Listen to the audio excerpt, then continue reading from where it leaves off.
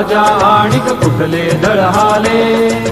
प्रारंभी जे अद्भुत वाटे गहन भीतीदायी, या विश्वाचा स्वभाव कळता भय उरले नाही.